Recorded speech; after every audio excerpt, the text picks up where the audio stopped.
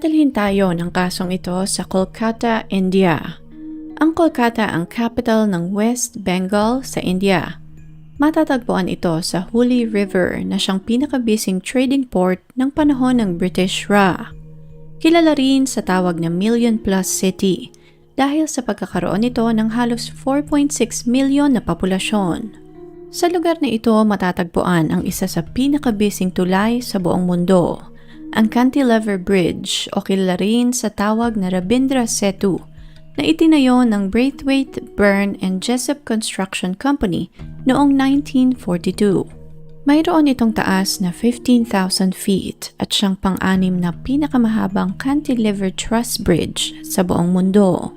Sa lugar ding ito matatagpuan ang pinakamatanda at pinakamalaking banyan tree sa buong mundo. Ang Great Banyan Tree ay matatagpuan sa Acharya Jagadish Chandra Bose Botanical Garden. Sinasakop nito ang 14,500 na kalupaan at base sa mga scientist, halos 1,200 years old na ang punong ito. Sa Kolkata din matatagpuan ang pinakamatandang polo club na naitatag sa buong mundo, ang Kolkata Polo Club na naitatag noong 1862. Sinimulan ito ng dalawang sundalong Briton na sina Robert Stewart at Joe Shearer matapos nilang mapanood ang isang laro na tinatawag na Sagol Kangjay na nilalaro ng mga lokal sakay sa kabayo sa Manipur. Nasungkit din ng Kolkata Polo Club ang kauna-unahang polo trophy sa Ezra Cup na ginanap noong 1880. Dito rin matatagpuan ang Kolkata Tram Network na siyang pinakamatandang electric tram network sa Asia na naitayo noong 1902. Sa lugar na ito ipinanganak at lumaki si Rizwanur Rahman. Si Rizwanur ay galing sa isang middle-class Muslim family. Nag-aral siya ng high school sa St. Louis at ipinagpatuloy naman ng college sa St. Xavier's Collegiate School, Kolkata. Nang matapos ang kolehiyo, kumuha naman ito ng maigsing kurso about computer graphic design. Nang matapos ang pag-aaral, nagtrabaho si Rahman bilang isang computer graphic design teacher sa Arena Multimedia Institute. Mabilis na naka-adjust si Rahman sa kanyang trabaho. Gusto niya ang kanyang ginagawa kaya't nag-reflect ito sa kanyang performance sa pagtuturo. Mabait itong guro at sinisiguro nitong maa-address niya lahat ng problema o tanong ng kanyang mga estudyante. Dahil sa dedikasyong ipinakita ni Rahman sa pagtuturo, hindi nagtagal ay naging popular siya sa eskwelahang iyon at naging paboritong guro ng mga estudyante. Sa parehas na eskwelahang iyon, nakilala ni Rahman ang 23 anyos na dalagang si Priyanka Todi. Na-impress si Priyanka sa pinakitang iyon ni Rahman kaya't hindi nito naiwasang mahulog sa kanyang guro. Sa tulong ng mga kaibigan ni Priyanka, nakarating kay Rahman ang pag-ibig ng dalaga. Ang mga ito ang tumulong sa dalaga upang ipaalam sa kanilang guro ang nararamdaman ng kaibigan. At hindi naman nabigo ang dalaga dahil may gusto din pala sa kanya ang kanyang guro. Ngunit sa simula pa lamang, alam nilang hindi magiging madali ang lahat para sa kanila. Nagmula si Priyanka sa isang kilalang pamilya sa kanilang lugar. Ang ama nitong si Ashok Todi ang may-ari ng Lux Cozy na isang innerwear garment company sa bansa. Ang kumpanyang ito ay mayroong net worth na halos $46 million at dumudumi na sa inner garment industry sa India. Napakalayo ng agwat ng estado sa buhay ng dalawa, parang langit at lupa. Ngunit handa silang dalawa na harapin ang kahit na anong balakid na magkasama. Nagpatuloy ang relasyon ng dalawa at madalas ginugugol nila ang kanilang oras sa panonood ng sine at pagdidate sa labas. Malimit din silang mag-overnight sa tabing ilog at mag-camping. May isang pagkakataon na sinubukan ni Priyanka na ipakilala si Rahman sa kanyang pamilya, ngunit hindi siya nagtagumpay. Sa halip ay ipinakilala niya si Rahman sa kanyang ama bilang isang simpleng guro lamang sa school na kanyang pinapasukan. Para maipagpatuloy ang kanilang relasyon at pagkikita, sinubukan din ni Priyanka na ipasok si Rahman sa kumpanyang pagmamay-ari ng kanyang ama. Lumipas ang ilang buwan sa kabila ng lahat ng balakid. Nagdesisyon ang dalawa na gawin ng legal ang kanilang relasyon. August 18, 2007, ang 23 anyos na si Priyanka at 30 anyos na si Raman ay nagpakasal sa bisa ng Special Marriage Act. Ang batas na ito ang bumabakod at nagpoprotekta sa mga taong nagmula sa magkaibang relihiyon at caste na nais magpakasal. Tanging mga malalapit na kaibigan lamang ng dalawa ang dumalo sa kanilang pag-iisang dibdib. Wala silang pinagsabihang kamag-anak tungkol sa kanilang pagpapakasal dahil alam nilang tututol ang mga ito, lalong-lalo na ang pamilya ni Priyanka. Parang isang normal na araw lamang ang araw na iyon at matapos nga ang seremonya, nagpatuloy ang buhay ng dalawa na tila walang pagbabago. Ipinagpatuloy ni Raman ang pagtuturo at si Priyanka naman ay pinagpatuloy ang kanyang pag-aaral. Ngunit hindi naging masaya si Raman sa ganoong setup. Dumaan ang araw at linggo at mas lalong tumindi ang pagnanais ni Raman na makasama sa iisang bubong ang kanyang asawa. Dahil sa tumitinding tensyon, hindi na napigilan pa ni Raman ang kanyang sarili, kaya't sinabi na niya sa kanyang kapatid na si Rukbanur ang kanyang pinagdadaanan. Hindi na rin napigilan ni Raman ang kanyang kapatid nang i-anunsyo nito ang kanyang pagpapakasal sa iba pa nilang mga kapamilya.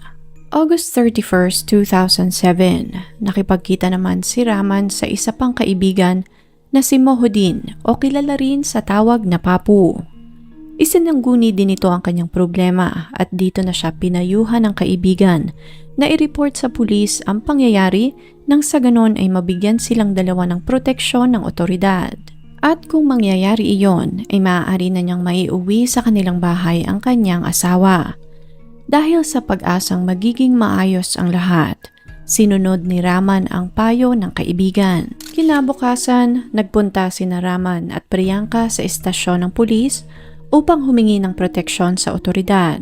Dito na nila inilahad ang kanilang pinagdadaanan ng mga panahong iyon na nagpakasal sila sa kabila ng napakalaking agwat sa estado sa buhay at pagkakaiba ng kanilang relihiyon.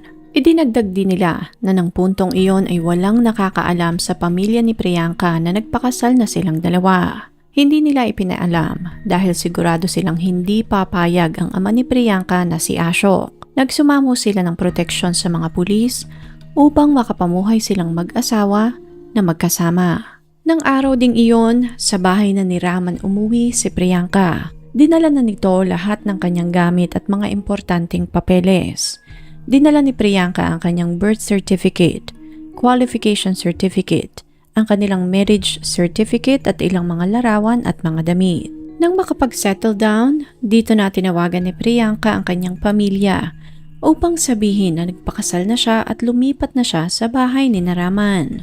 As expected, hindi ito nagustuhan ng kanyang ama at halos sumabog ito sa galit. Masyado itong tradisyonal at napaka-importante para dito ang estado sa buhay at karangalan. Inutusan siya ng kanyang ama na bumalik na sa kanilang bahay, ngunit hindi pumayag si Priyanka. Dahil doon, tinipon ng kanyang ama ang kanyang mga tsuhin at tumulak silang lahat papunta sa bahay ni Raman. Pagdating doon, parang sa telenovela, sinampal ng ama ni Priyanka si Raman ng isang blank check. Bukod doon, pinangakuan ni Ashok ng apartment at bagong sasakyan, lahat ng tsuhin ni Raman. Ngunit hindi iyon tinanggap ng pamilya ni Raman. Mas importante para sa kanila ang kasiyahan nito, kaya't hindi sila nagdalawang isip na tanggihan ang alok ng mayamang lalaki. Dahil hindi mapapayag ang pamilya ni Raman, bumaling naman si Ashok sa anak na si Priyanka at muli, kinumbinsi nitong umuwi na ito sa kanilang bahay, ngunit bigo itong mapapayag ang anak. Nagsalita si Priyanka at sinabing hindi niya iiwanan si Raman, na walang makapagpapabago ng kanyang desisyon at dahil doon, walang nagawa ang pamilya ni Priyanka kundi umuwi na lamang sa kanilang bahay. Akala ng dalawa ay tapos na ang lahat, ngunit iyon pa lamang pala ang simula ng dilubyo sa kanilang pagsasama. Dito na kinontak ni Ashok ang kanyang mga koneksyon sa pulis. Kabilang na dito sina Senior Police Officer Gyavant Singh at AJ Kumar. Ayon sa report ni Ashok, kinidnap di umano ng isang Muslim na lalaki si Priyanka at sapilitan itong nagpakasal sa anak. Dahil sa report na iyon, kinabukasan ay naroon na nga sa bahay ni Raman ang mga pulis. Kinausap ng mga ito si Raman at inutusan itong pauwiin na si Priyanka sa bahay ng kanyang mga magulang at kung hindi ay magiging magulo ang sitwasyon. Ngunit hindi pa rin pumayag si Priyanka. Dito na nagsalita ang babae at sinabing legal ang kanilang pagpapakasal, kaya't wala silang nilalabag na batas. Ngunit sa kabila ng pagsasalita ni Priyanka, ipinagpatuloy pa rin ng mga pulis ang pananakot kay Raman. Bago umalis ang mga pulis, binalaan ng mga ito si Raman. Nakakasuhan siya ng mga ito ng kidnapping at forced marriage kung hindi nito papauwiin sa kanilang tahanan si Priyanka. Ngunit sa kabila ng bantang iyon, naging matibay ang paninindigan ng mag-asawa sa kanilang pagmamahalan. Ngunit katulad nila, desidido din ang ama ni Priyanka na makuha ang kanyang gusto. Kung hindi madadaan sa mabuting pakiusapan, handa rin siyang gumamit ng dahas upang mapauwi lamang sa kanilang bahay ang kanyang anak. Lumipas ang ilang linggo at nagpatuloy ang pagsasama ng mag-asawa sa iisang bubong. Ngunit nang sumapit ang September 8, 2007, nakatanggap ng tawag si Priyanka mula sa kanyang mga kapamilya na nagbabalita na malala na ang sakit ng kanyang ama at nais di umano siya nitong makita.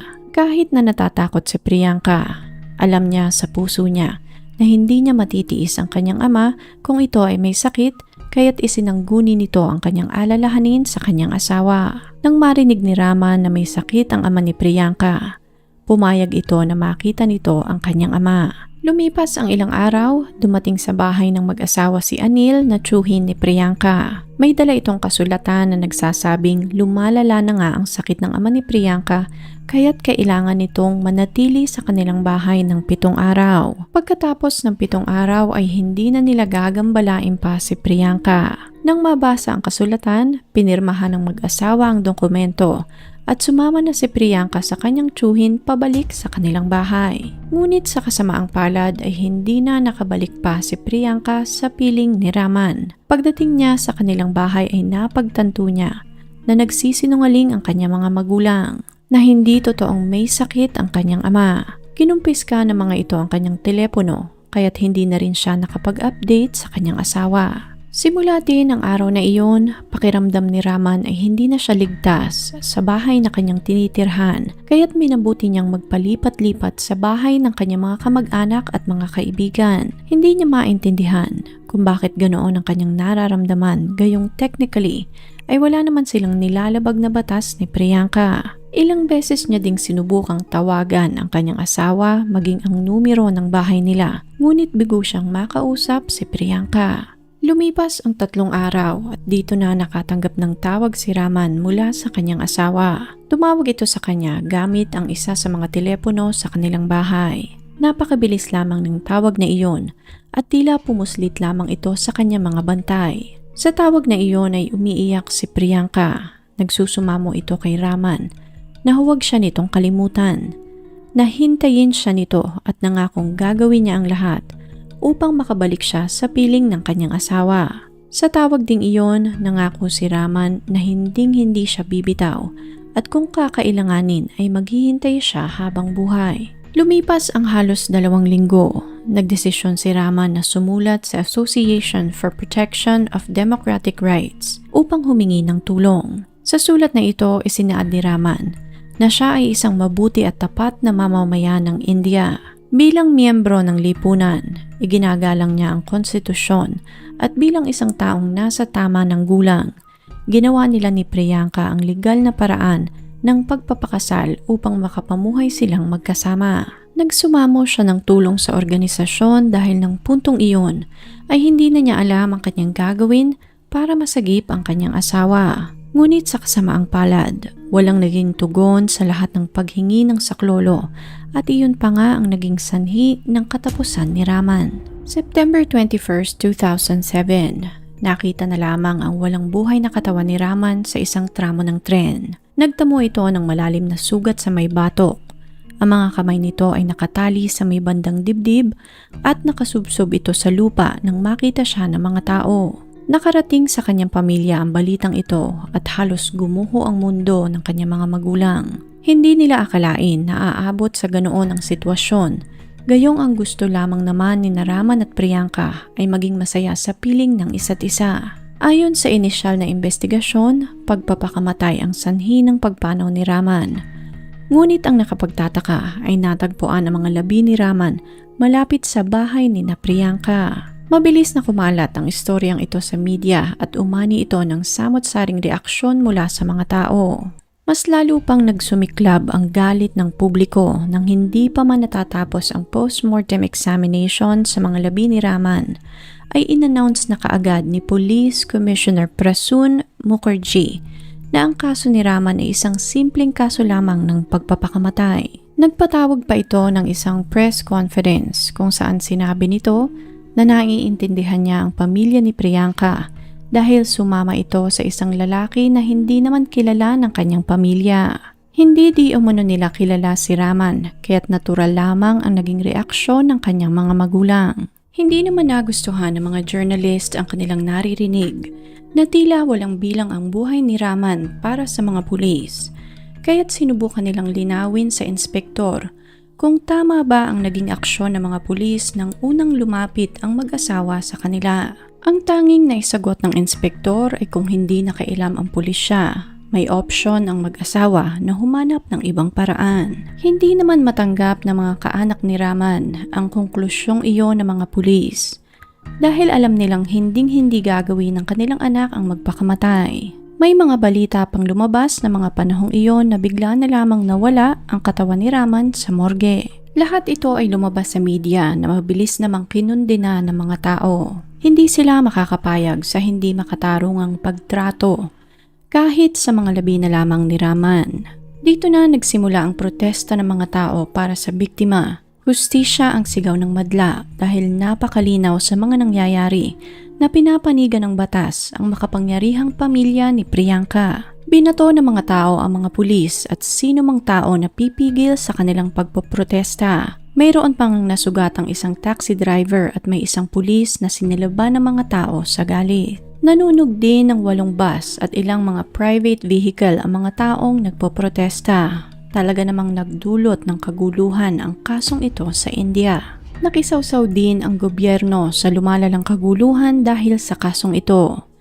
Nagdesisyon ang noon ay Chief Minister ng West Bengal na si Buddhadev Bhattacharjee na pumunta sa bahay ni Raman upang formal na makausap ang mga kaanak nito. Dumagsa ang mga tao doon nang malaman nilang pupunta ang Chief Minister. Hindi naman ito nakaligtas sa pangbabatikos ng mga tao. Inulan siya ng mga tanong ng publiko. Walang hiyaw ang mga tao kundi hustisya at katarungan para sa kaibigan nilang si Raman na ang tanging naging kasalanan kung matatawag nga iyong kasalanan ay ang magmahal. Ang tanging nagawa ng Chief Minister ay ang ilipat ng pwesto ang mga pulis na nasangkot sa kasong ito. Kabilang na dito sina Police Commissioner Prasoon Mukherjee, Deputy Commissioner Jianwan Singh at AJ Kumar kasama ang 2 police officer na nasangkot sa insidente. Itinransfer din ng Chief Minister ang kasong ito sa Central Bureau of Investigation upang magkaroon ng sapat na investigasyon sa kaso.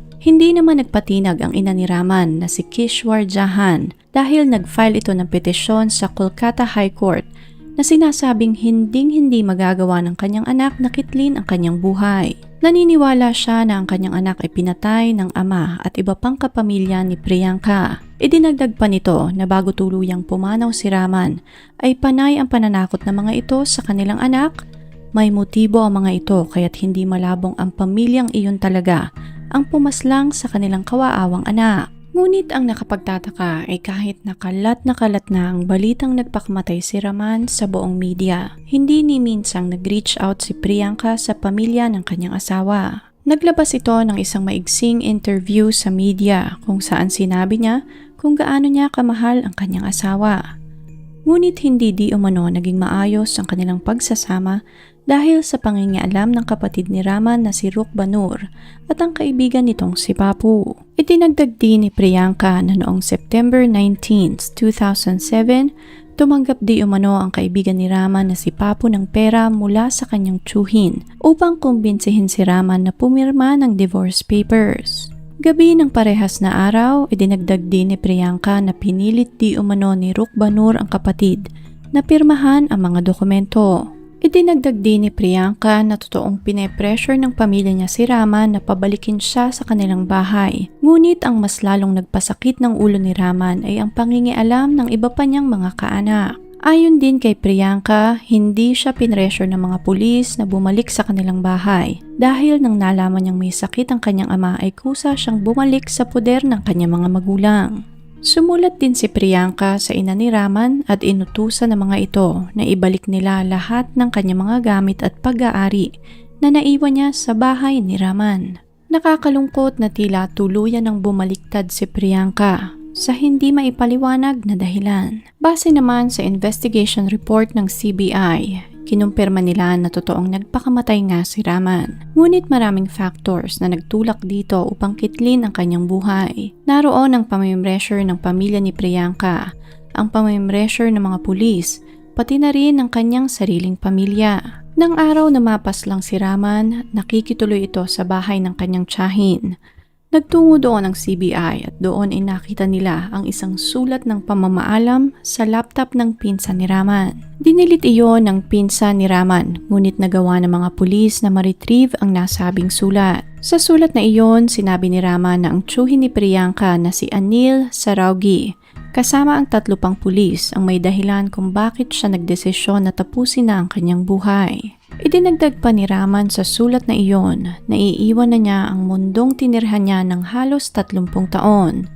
Sa huling 20 araw ng kanyang buhay, doon niya nakita ang totoong muka ng administrasyon na nakakasakop sa buong bansa. Pinapatakbo ito ng pera at dahil doon ay walang kalayaan at walang kaligtasan ang mga taong nabibilang sa laylayan. Idinagdag niya din na dapat ay lumaban siya sa korte, ngunit siniguro di umano ng mga magulang ni Priyanka na masisira ang buhay ng kanyang buong pamilya.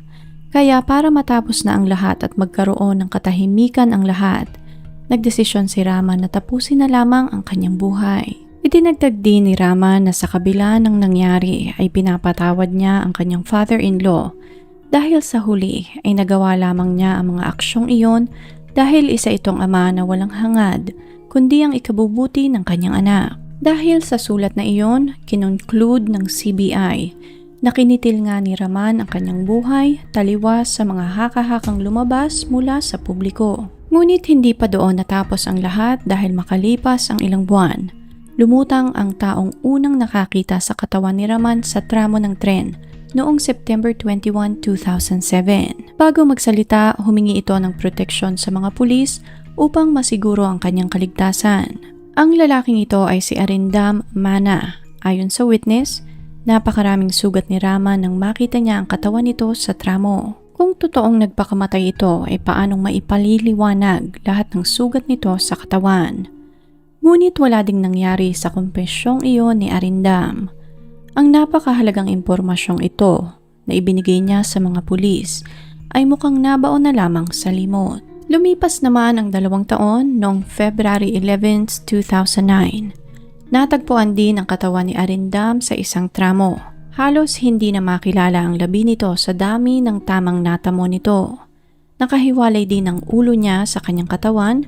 Basag ang mga kamay nito at merong isang malalim na tama sa kanyang dibdib. Ang CBI din ang humawak ng investigasyong iyon at sa kasamaang palad, katulad ng kaso ni Raman, ni-rule out ng otoridad na kinitil din ni Mana ang kanyang buhay. Ngunit para sa pamilya ni Mana, hinding-hindi nito magagawang kitlin ang kanyang buhay. Pinatay ng mga masasamang loob ang kanilang kaanak upang mapatahimik. Nakakalungkot lamang isipin dahil nang pumanaw ito ay malapit na sana itong ikasal. Halos 15 taon na ang nakakaraan ng pumanaw si Raman at 13 naman ang pumanaw si Mana. Ngunit sa kasamaang palad ay wala pa ring nakitang pag-usad sa kanilang mga kaso. Nananatili pa rin ang tanong kung totoo nga bang nagpakamatay ang 2 lalaking ito o sila ay napatay dahil sumalungat sila sa mayayamang tao sa India. Isa lamang ang naging malinaw sa kasong ito na kapag mahirap ka at wala kang pera, malamang sa malamang ay hindi ka papanigan ng batas. Wala namang naging available na impormasyon sa internet tungkol sa status ng buhay ni Priyanka sa kasalukuyan. Kung nagpakasal ba itong muli at nagkaroon ng sarili niyang pamilya. Ngunit ayon sa iba pang mga impormasyon, hanggang ngayon ay nananatili itong nakatira sa kanilang bahay kasama ang kanyang mga magulang. Kung inyo pong nagustuhan ang kasong ito, please leave a comment and consider subscribing. Tap nyo na rin po ang notification bell para updated kayo sa mga susunod pang videos. Salamat po and ingat!